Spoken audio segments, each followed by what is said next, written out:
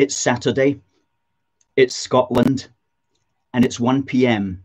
That means we're back in original form, the legible, credible, inevitable storm, which is a force for good, coming to you live from our nerve centre here in the great British city of Glasgow, with me, your host, Alistair McConaughey. So we're broadcasting on YouTube and we're broadcasting on Facebook. Now we're going to be on Facebook for about 20-25 minutes, and then we're going to switch over exclusively to YouTube because we want to get our viewing figures and our subscribers up on YouTube. That's the big platform, the big worldwide platform that we really need to develop. Davey's watching from Bangor. Good stuff. Stephen says, good afternoon. Grant says, all right to you too. Ewan is watching, and Danny's from sunny Govan, not so far away from our nerve centre here in the great British city of Glasgow. Ian says hello from Aberdeenshire. And Christopher, good to see you again. Christopher, like to see you here every week. You're a great supporter, and wishing you all a fine Unionist Day. And it is quite a good Unionist Day out there if we don't think too much about the COVID lockdown, which once again our politicians of all parties are subjecting us to. And we're going to be speaking about that today. That's for the first part of the programme. And then when we switch over to YouTube, we're going to be talking about how on earth are foreign citizens allowed to vote in Scotland? How on earth did that happen? Where did that come from? Who voted on that? And what's that all about? And we're going to be laying down that story because this is a long-running one, and this has been going now since 2014. And we're going to talk to you about that later in the programme. Mother, daughter of Zeus, is watching from London. Good to see you. Morwina says hi to you, Morwina. Good to see you again. Glad to see you over here on YouTube. And Leslie from Airdrie, the great British town of Airdrie. Paul is watching. Robert Trieber says they want to control us. Well, it seems like that. And James is from sunny Greenock. Well, glad to see the sun is shining in Greenock today. That's wonderful. Nelson, of course, good man, South London, from the great London. Graham, allow Scots to vote who live all over the UK. Well, yeah, that's a good point. We'll get to that in a moment. But first, what we're going to start with is the crazy COVID lockdown, which once again has been imposed upon us all, especially here in Scotland, where Nicola Sturgeon has closed the pubs from 6 o'clock, although you can sit in the pub and drink Coca-Cola up until 6 o'clock, because apparently COVID is only spread when people are drinking alcohol, it seems. Well, do you know what? To be serious for a moment, it really is unfair for these establishments, because we go about our daily work here in the centre of Glasgow, and we see these pubs and restaurants and cafes doing their best to comply with all the weird regulations that are put upon them, whether it's one-way systems or wearing masks or queuing outside or getting taken to your table, all that kind of stuff. These pubs and clubs and restaurants have put a lot of effort and a lot of money to get this right. And how are they rewarded? They're rewarded essentially with a slap in the face. They're rewarded with a slap in the face, and all the money and the time and expenditure that they have done is simply unrewarded, and now they're closed down again. And some of them will not be recovering from this. And it's the politicians who have to carry the can, the politicians of all political parties. We're not going to be partisan here because they're all to blame. There isn't any real proper political will among any of the parties to fight back against Sturgeon here. And she knows that, and she knows she can get away with it. But what she doesn't seem to realise is she's basically getting away with destroying the Scottish economy.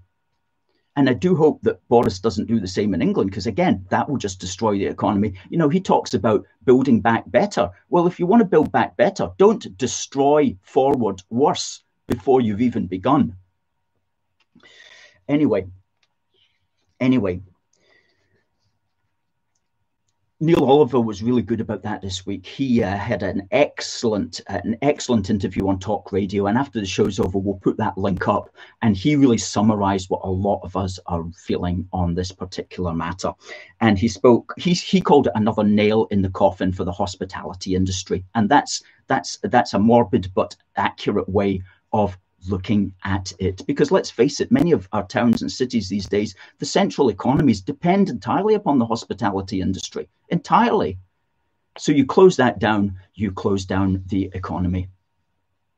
And he was also pointing out as well, he used the analogy of a hamster on a wheel and says that we're going to be on this forever unless we break out into a new way of thinking. And, you know, I'm just going to rehearse the problems at the moment, but we will give you solutions to this, because there are solutions. There's solutions to absolutely everything.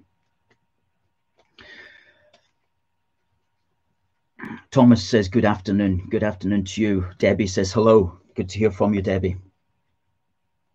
So where shall we start with this? Well, the first thing we're going to start with is the extent to which politicians can only get us to comply through fear.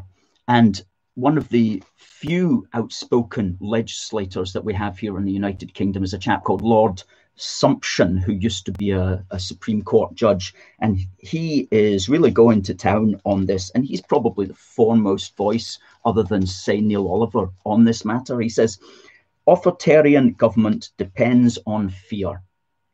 Ministers need to spread fear to justify what they are doing and achieve compliance. You have 20 seconds to comply. Remember that from the RoboCop. That was the first time I'd heard the word comply, and it was pretty scary. And that's almost the sort of RoboCop society that we're entering. So everybody is demanding now of us compliance. So, as Sumption says here, we have the continual attempt to pretend that everyone is at risk, even if they are under 60 and in good health. And that's one way of doing. Other ways that they have to spread fear, and this is something that some people might not realize, but it's a little psychological trick. Do you see how they report the figures? Okay. Matt Hancock a couple of weeks ago said that there was now more than 100 cases per 100,000. Now, most people's subconscious mind, they hear 100 and they think that's quite a lot. But why did he say 100 per 100,000? That's 1 in 1,000, okay? But the number 1 doesn't sound quite as scary as the number 100. So they'll say 100 in 100,000 instead of saying 1 in 1,000. And this week, the so-called cases have gone down, and it's now 50 in 100,000. Well, that's 1 in 2,000, but 50 is a bigger number than 1, so they say 50 in 100,000. So that's just a little way of scaring you that the politicians do. And pick up on that. Pick up on all these little psychological tricks. Another one is they use percentages, which I always think is crazy, because very few people, unless you're a mathematician, knows what a 200% increase is, for example. Now, a 200% increase, and I had to look this up, that's actually a trebling. It's not a doubling. A doubling is a 100% increase. Or they'll say something like 67% of new cases are rising by 67%. What does that even mean? If you look it up, it means if there's 100 cases, there's now 167 cases. But for most people, I venture to suggest that's just gobbledygook when they talk in those terms. But percentage increases makes it sound so scary and so ominous. I think an accurate way of doing it is, rather than even saying 1 in 1,000, say that's 0.001%. That looks very, very, very small, and that's not so scary. But they won't do that sort of thing because it's all about the hype. It's all about the hype.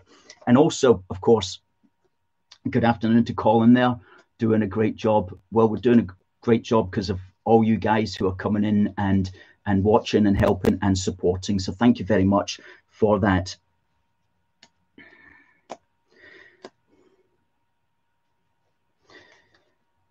Yeah, and so Lord Sumption makes the very good point about what is a case and what is an infection. And he wrote about this in an article, which I see we've just posted there on our thread.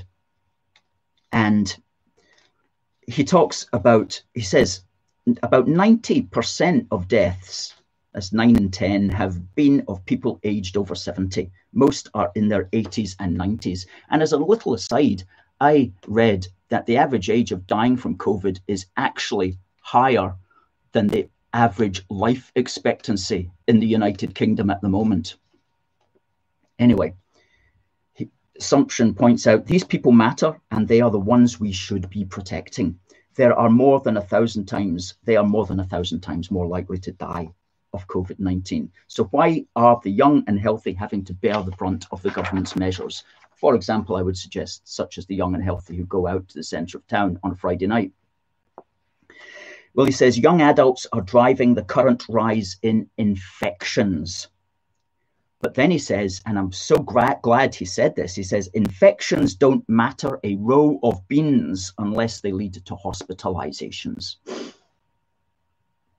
So an infection really is just simply having the antibodies to the disease or having a very mild case of it, such as a very mild case of the sniffles or the cold. For healthy people under 60, these infections rarely do lead to hospitalizations or deaths, and children and students face at a ridiculously low risk. Out of nearly 43,000 dead with COVID, just 41 have been under 25. And yet the government has interfered with their social and family life, disrupted their education, and destroyed job chances. Well, hopefully not, but could this be? It could certainly look like that. He says this is worse than unjust. It is just insane. Absolutely insane. It's the hamster wheel that the politicians have got us on because of the way that they have chosen to address the COVID situation. Because at the end of the day, there are two ways of doing it.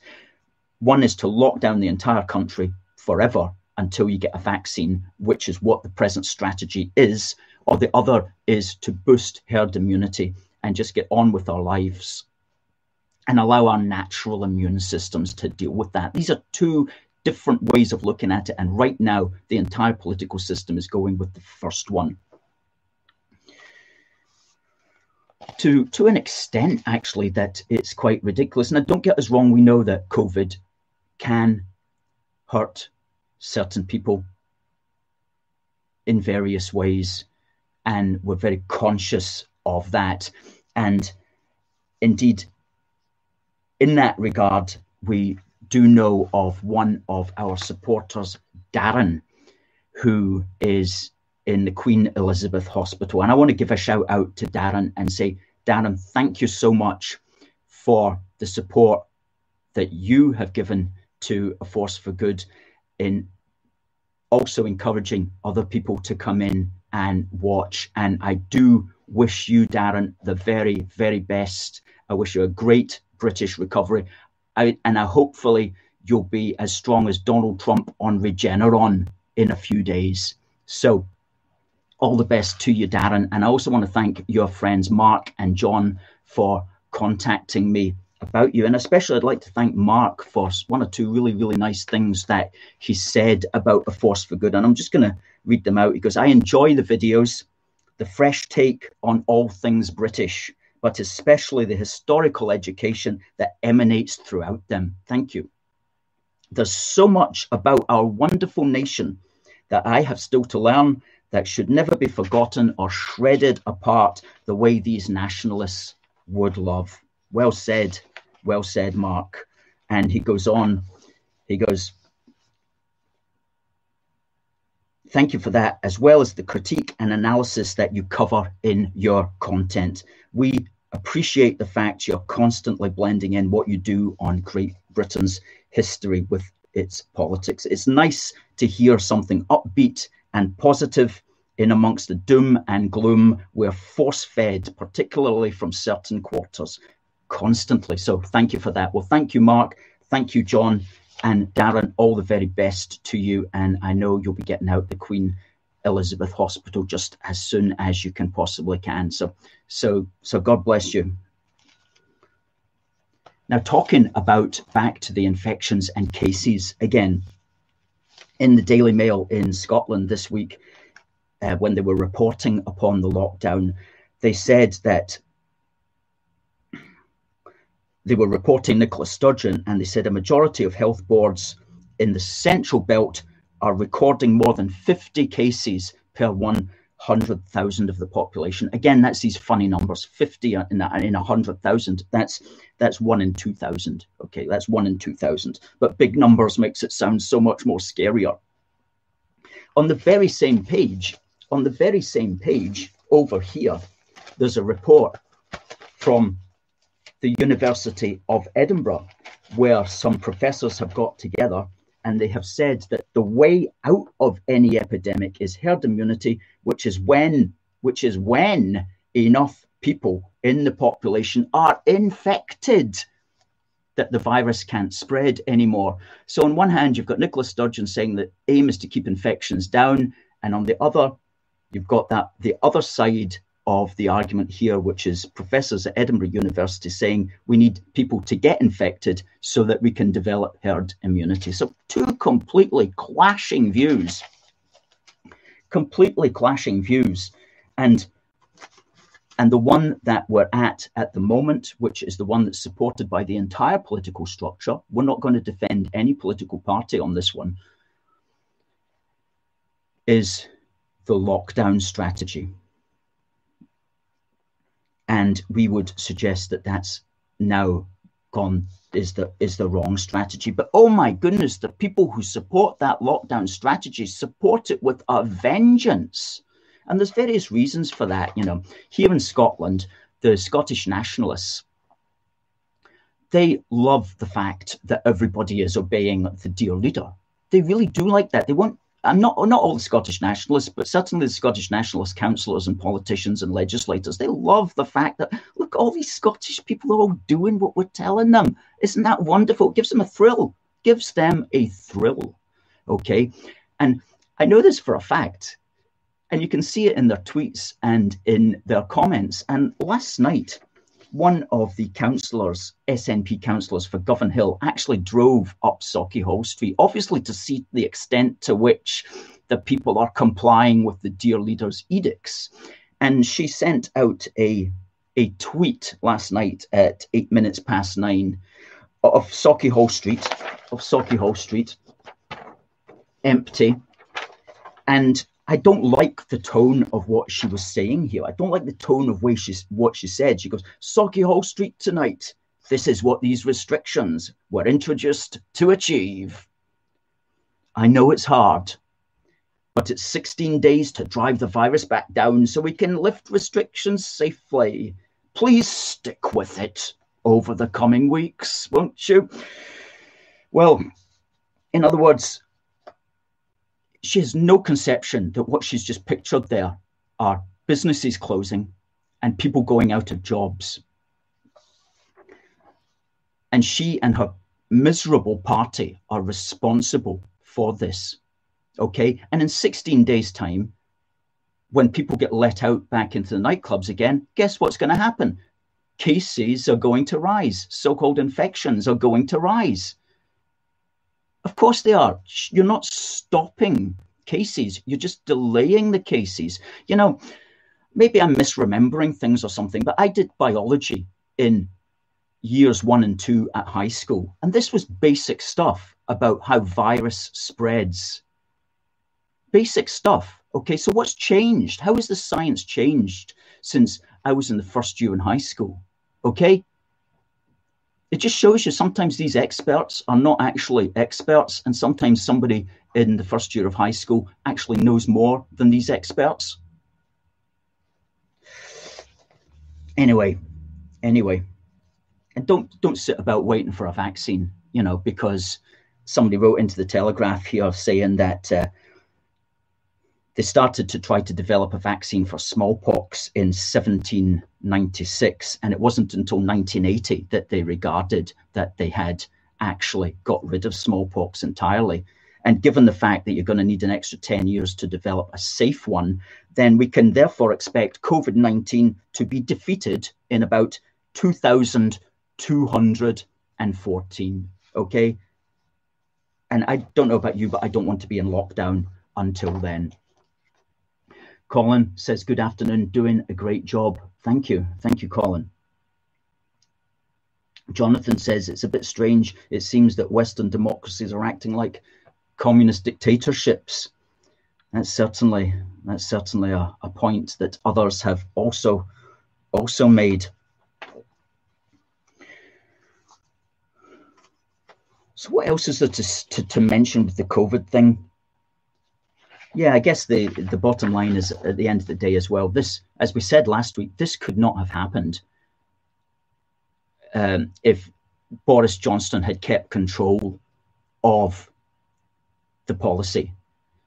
Because what would have happened is he would have got his initial lockdown. People would have said, yeah, let's try it for a month. And then people in Scotland would have got upset with it. Nicola Sturgeon would have decided that it would be her interests to argue against the lockdown and to argue for herd immunity, as that fellow in Wales would have also argued against the lockdown. He would have sided with herd immunity, as would the Northern Ireland politicians. And Boris would have had to have said, yeah, okay, let's go for herd immunity. That would have been done months ago. But because he devolved all of this, what he set up was a game where all the devolved assemblies would try to outdo each other to see who's having the best lockdown, and to argue that Boris Johnson hadn't locked down enough. So this is one of the reasons why we're stuck into this, is because of the devolution of the crisis, which has given the devolved assemblies and administrations a reason to keep the lockdown going. If it had just been Boris sitting in Westminster trying to impose this throughout the United Kingdom, he would not have been able to do so. It's only happening because of the complicity of all the devolved administrations. Anyway, we are where we are. We are where we are. But here's the thing as well. If the MPs and the MSPs weren't getting paid for it, if the councillors weren't getting the money from the public sector, do you think that they would be as keen on this lockdown? Somehow I doubt it very much. Okay, so the politicians, if they had to take a pay cut every time they announced a lockdown, they wouldn't be so keen on it. They wouldn't be so keen on it, that's for sure. And at the end of the day, it's the media that will get us out of this, because the media are maintaining it. You know, it really annoys me when I see Glasgow newspapers or Edinburgh newspapers reporting on businesses that are going out of business, as if this is just happening as some sort of something that newspaper can't do anything about. You know, yesterday the Edinburgh Evening News was talking about a cafe that went out of business, apparently. Yesterday, it closed its doors for the final time. This was the cafe that J.K. Rowling wrote her original book in. It used to be called Nicholson's.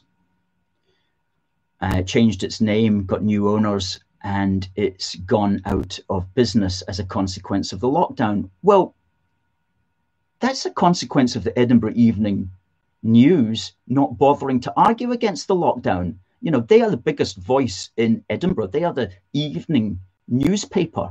They should take a position for Edinburgh businesses and cafes and Edinburgh economy, and they should argue against it.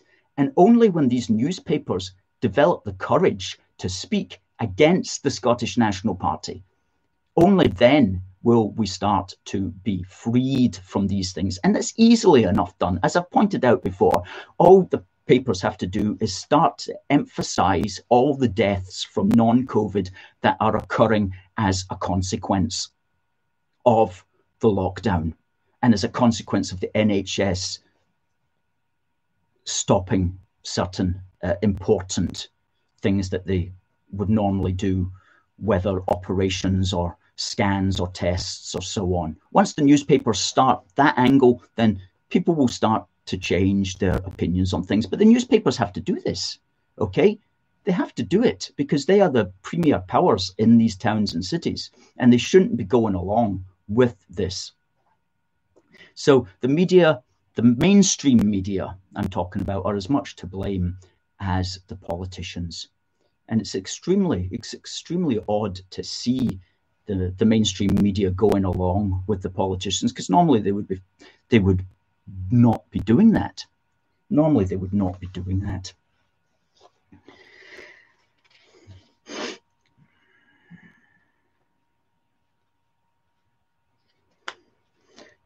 Gilbert said, would herd immunity also protect the sheep that go along with the SNP?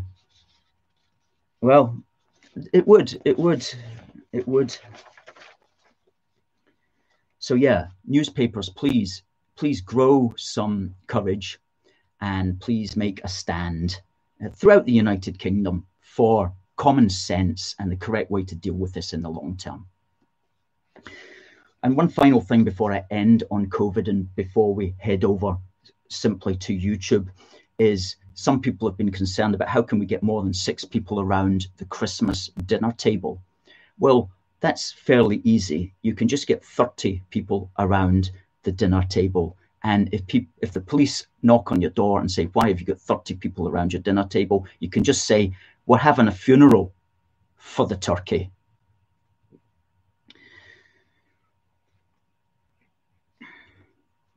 And why not? And why not? Because times are crazy these days. Folks, we're going to go over onto YouTube and we're going to talk now about how can foreigners who are not British citizens or have no necessarily historical connection to the United Kingdom, how can they get to vote in Scotland and in Wales and in Northern Ireland? What on earth is all that about? And why is this not even the case in England as well? Well, we've got the answers for that and hope to see folks on Facebook. Please come over onto YouTube. There'll be a link up there on our Facebook page. Just click on that and you'll get to see us on YouTube. You'll get to see us continuing this on YouTube. So please come over.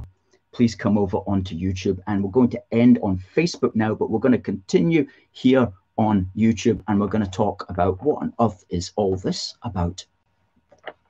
What's it about? Okay, folks, thank you for Facebook viewing. Just watch us now on YouTube. We need to get our views and hours up on YouTube. Thank you.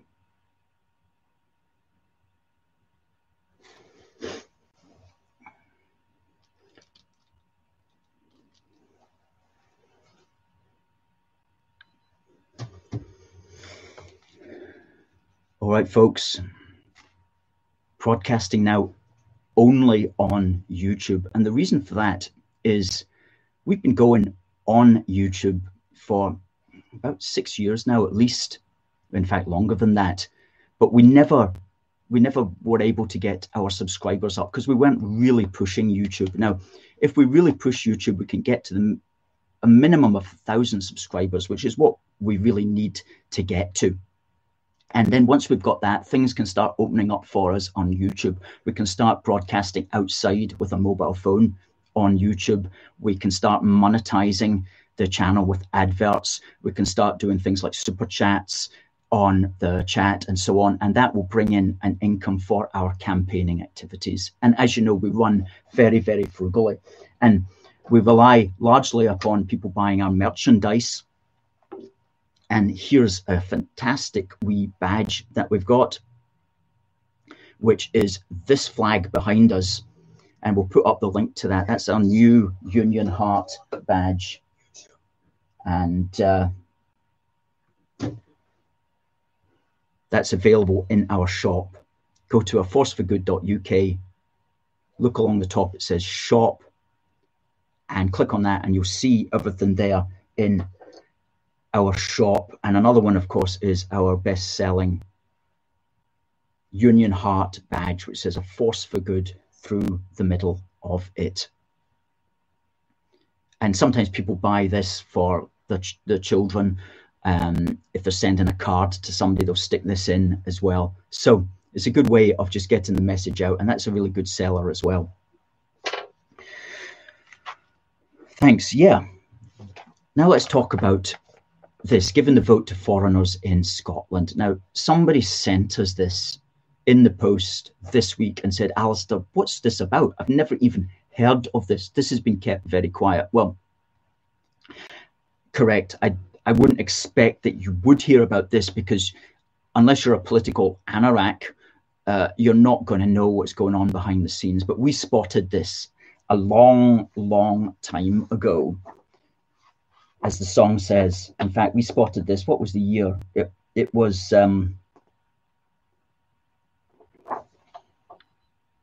back in 2013, essentially.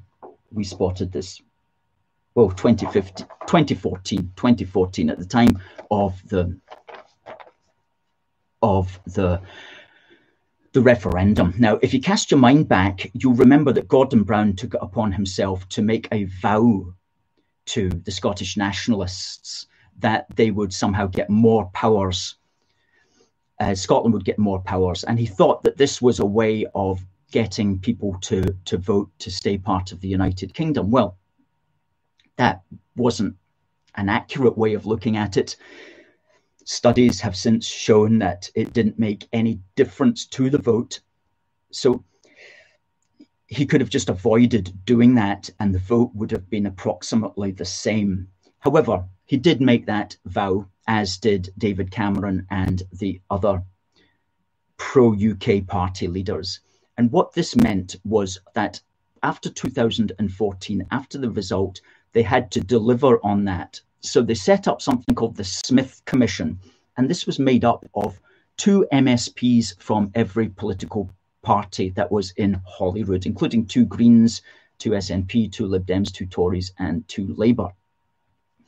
And they came up with a whole set of ideas, which they formed essentially into a bill, which was taken to Westminster and effectively passed almost in its entirety. It was a huge transfer of powers over to the Scottish Parliament.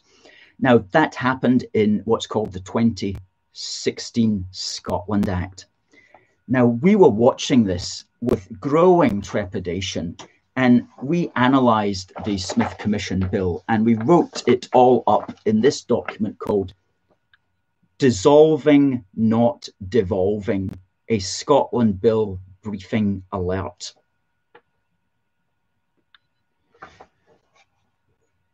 And it covered all the problematical parts of the bill, and we showed in forensic depth what would happen if these things were brought in, and it would not be good in the long run for the union.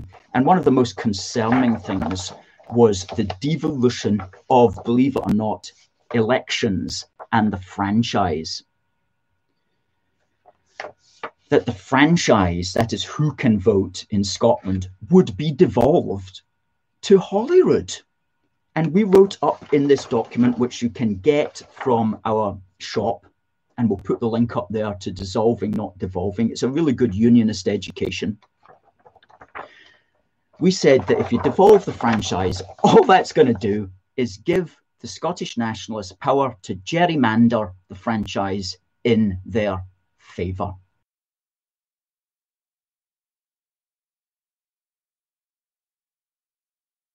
The big thing, though, that we complained about here, the thing that we complained about was that they were going to gerrymander. They were going to gerrymander the Constitution and the franchise, which they have done. And in 2018, the Green Party, what we call the Scottish Cabbages, the Scottish Cabbage Party, the Soggy Greens, they brought in a bill to change the franchise, because they didn't like the fact that in Scotland you would have to be a British citizen, or you would have to be, say, there's also you can also be a British Commonwealth citizen for some of the Commonwealth countries, and an Irish Republic citizen. But the reason for those sorts of things and the reason for allowing them to vote is because they have a historic connection to the United Kingdom in some way or another. But this bill simply gives everybody who is legally resident in Scotland, regardless of their nationality, the right to vote. So you don't have to be a British citizen. It gives, for example, refugees the right to vote. If you have been granted leave to remain and you're a refugee, you can vote. You don't have to be a British citizen. If you're over here for a few years with your job and you're going back to wherever, you can vote as long as you've got leave to remain here. Now, that compromises the whole idea of national citizenship, because the idea normally is that you want to become a citizen of a country in order to enjoy the benefits, the constitutional and legal and social benefits that citizenship will confer.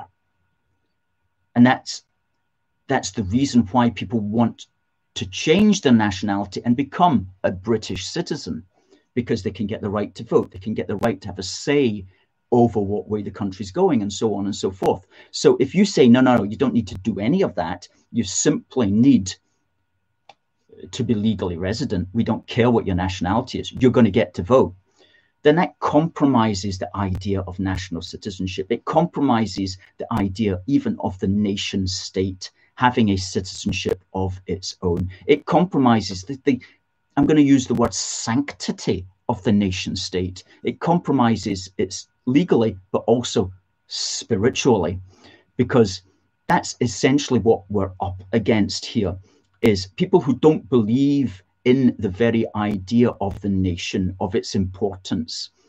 They simply don't even believe in borders. They just think we should all just be one big mass with no rules and no borders and no nations. And believe me, that is how the Green Party certainly thinks. Absolutely. And it's how most of the politicians of the SNP think. Indeed, there's somebody wrote, the National have got a correspondent who wrote here in one of his weekly articles just a couple of weeks ago. He said, "I'm happy to admit that if I had my way, there would be no geographical borders and no divisions of the people, and we would be governed by the simple human values of universal socialism," he calls it. Well, that's just kind of silly talk. You know, if you want to see how that works out, go to Portland, Oregon, okay, and see the people over there who are trying to enact those principles. What you don't even get, it just degenerates into anarchy. And you don't even have survival of the fittest. You just have survival of the most evil. Those who are able to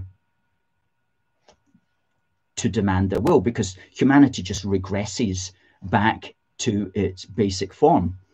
And that's what you get. You don't get love and peace. You get anarchy and collapse when you go down that route. So it is like a spiritual battle between those who believe in the concept of order and rules and nation states, which go along with that, and those who believe that, just to hell, quite literally, with all of that. And they're happy just to go along with the carnage.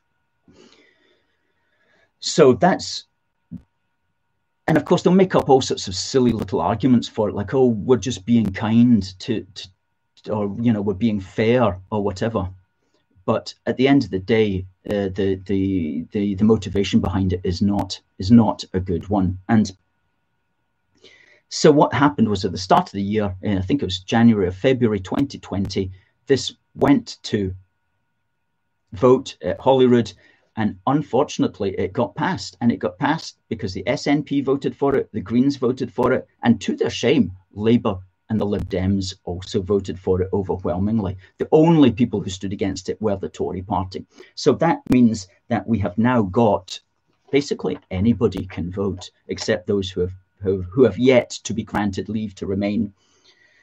And that's going to change things, because that's tens of thousands of new people now have been added on. Now, how many people will have been added on? The last statistic I looked at was that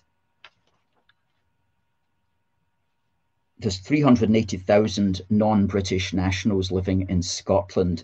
That was back in 2018. 380,000 non-British nationals living in Scotland. So that's a significant number of people, all of whom, or at least most of whom, will be able to vote at a second referendum should such a terrible thing happen.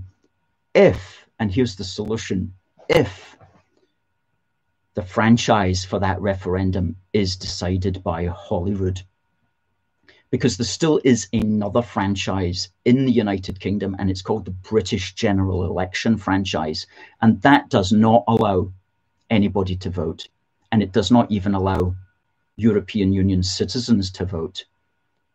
So that would have to be the franchise that we would have to hold a second referendum on, would be the British General Election franchise, which excludes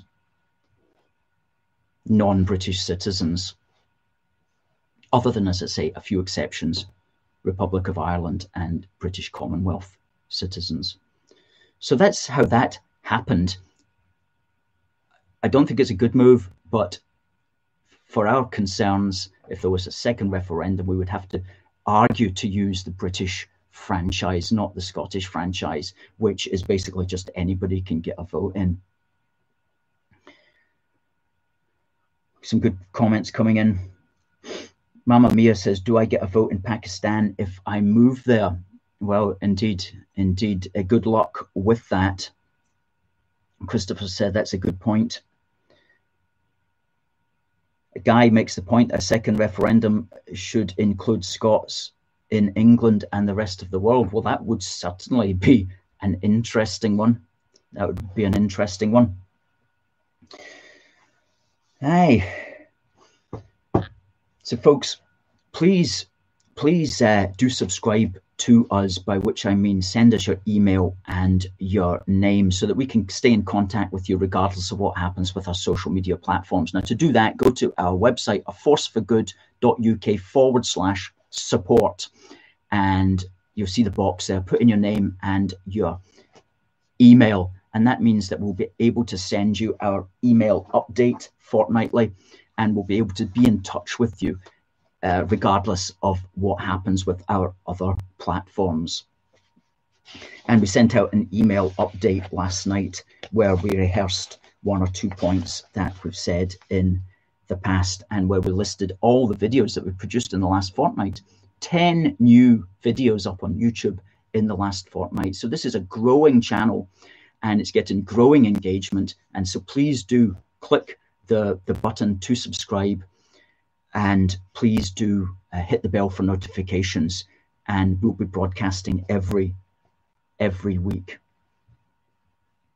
doing our Saturday street stall. And it's good at the moment. It's good at the moment, and it's only going to get better. It's only going to get better. And this is October is Black History Month, but as we always say, every day for us is British History Month, regardless of who you are or your particular creed, colour, race, or religion. We've got history for you, and we don't make a fetish about who you are.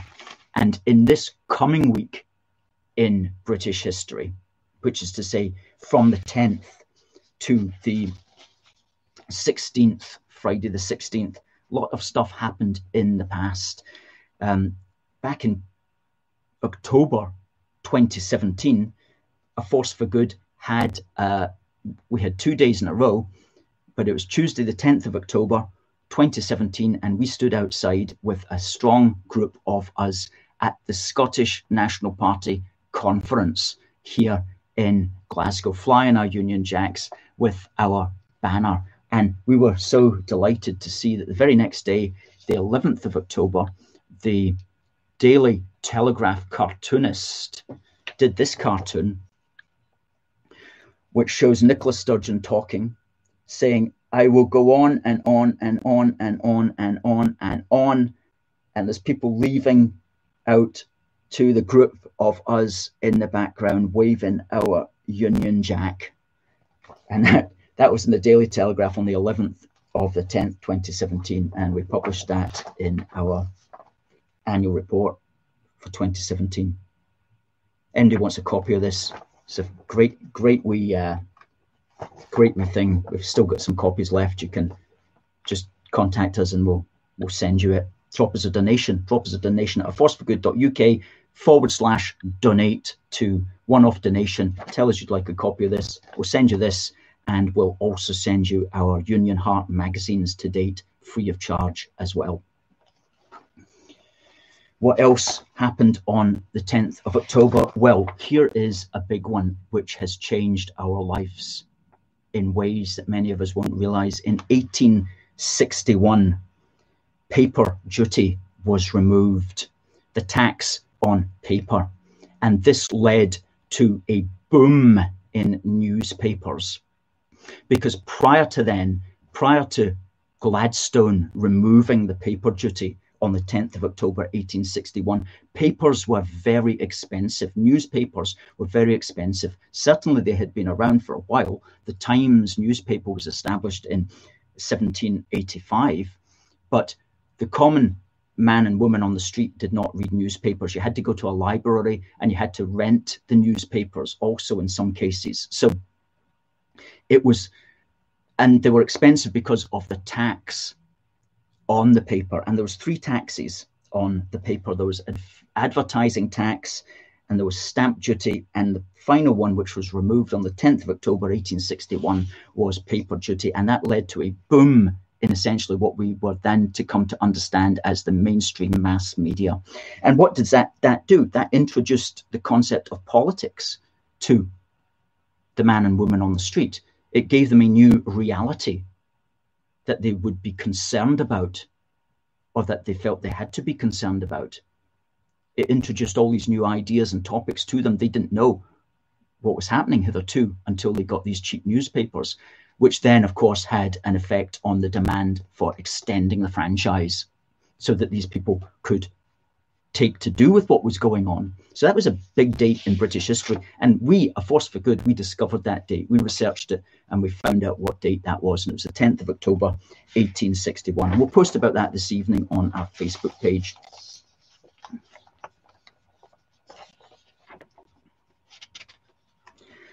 On the 11th of October in 1797, the naval battle of Camperdown was fought, which was the British against the Dutch.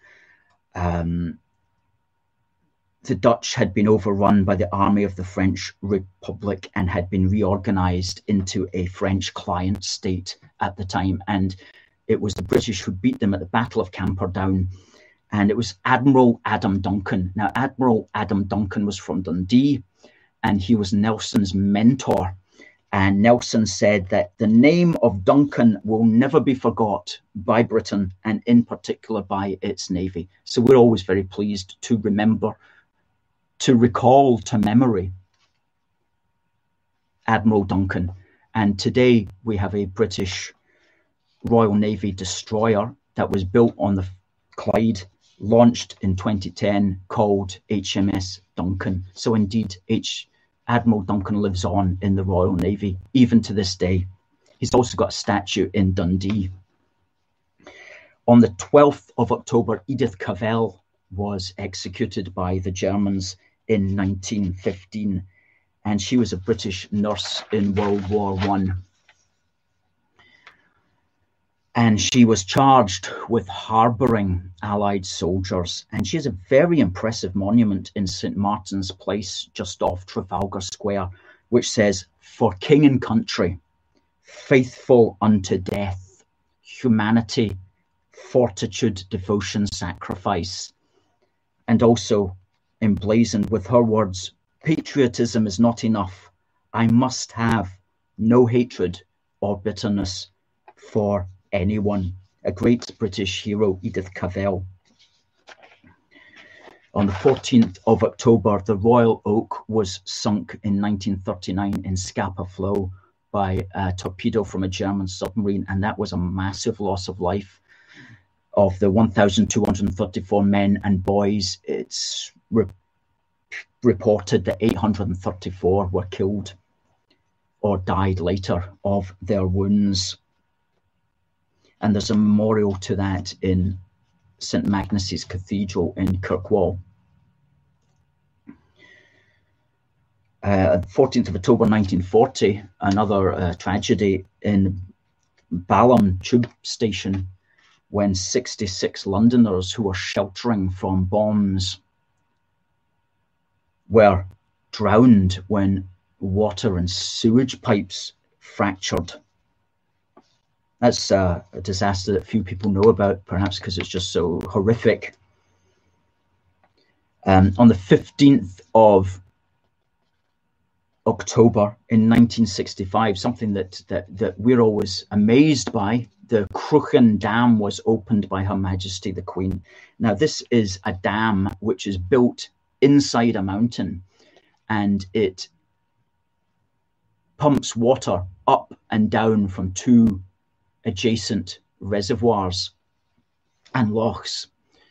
And what is incredible about us as well is that we cannot imagine this being built under devolution. Okay, this was built in 1965 when the Secretary of State for Scotland simply had to say, we're going to build a dam inside a mountain. Somebody gets started on that.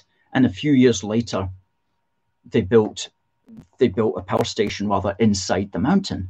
That's amazing. You know, just think what we did. Everything, the entire post-war infrastructure in Scotland was built prior to devolution.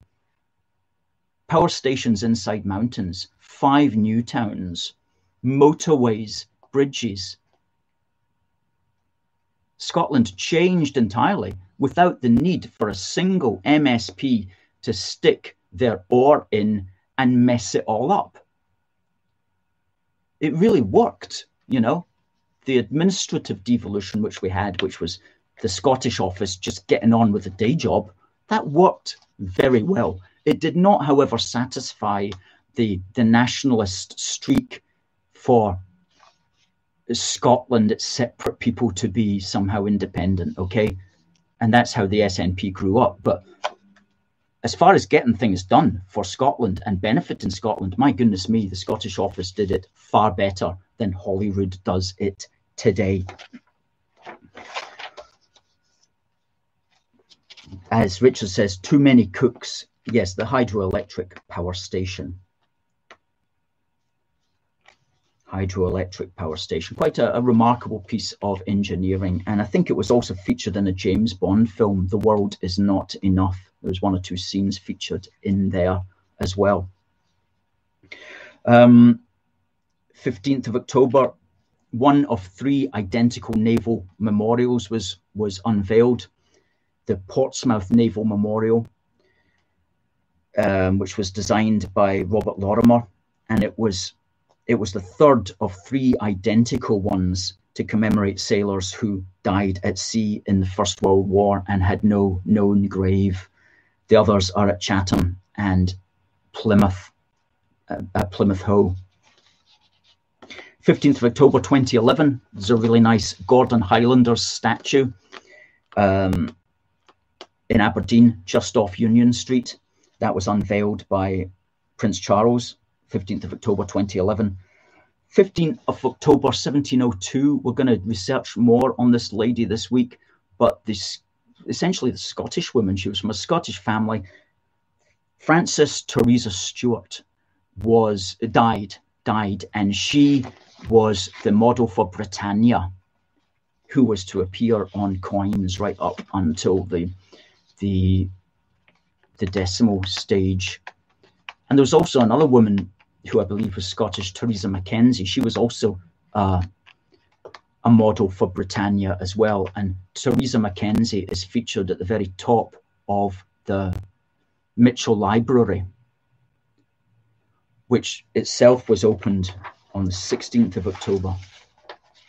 16th of October, 1958, the first ever edition of Blue Peter on television. And growing up, Blue Peter was quite influential in my life. And I used to enjoy watching it. I think it was on Tuesdays and Thursdays, come back from school, watch Blue Peter. Those were good days. Need some of that back in my life. And on the 16th of October, 1939, the first aerial combat of what was to eventually become known as the Battle of Britain was fought over British skies, and it happened in Scotland over the Firth of Forth, and Glasgow's 602 Spitfire Squadron was the winner of that particular battle. And we did a video back in 2013, 5-minute video, which is on this YouTube channel. Please check it out. We'll stick the link up there. There it is. Glasgow's Spitfires drew first blood in the Battle of Britain. Jonathan says, Blue Peter taught us how to build Tracy Island.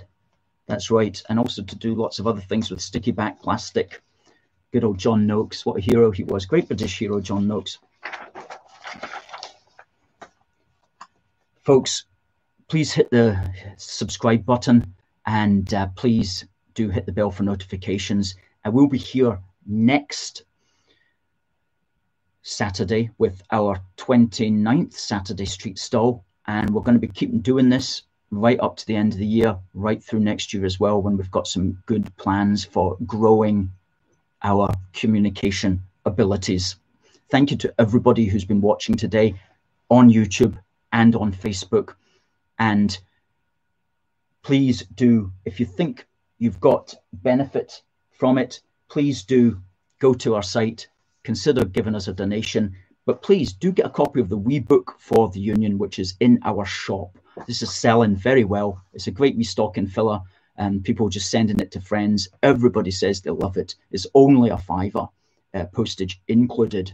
So please do check that out. That's on our shop, wee book for the Union. And we've got other stuff up there, including 3x2 Union Jack flags, Union Jack umbrellas. We've got that dissolving, not devolving booklet that I mentioned earlier, and got a lot of other good intellectual stuff on there. So folks, thanks very much for watching. It just remains for me to say, God bless the United Kingdom and God save the Queen.